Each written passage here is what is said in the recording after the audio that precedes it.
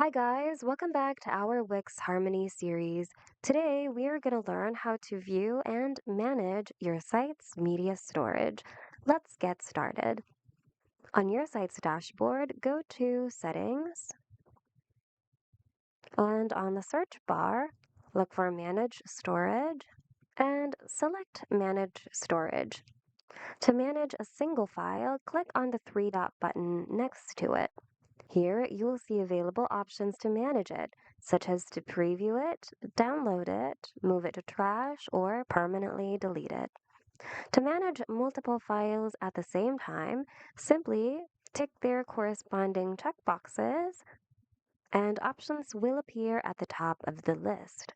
Here, you'll find options to download the selected files, move them to trash, or permanently delete them. So feel free to manage your files however you want to using the available options here. That's all for today. We hope you found today's video of help. If you need more Wix tutorials, check out our channel and consider subscribing as well. Thanks so much for watching. We'll see you guys in the next video.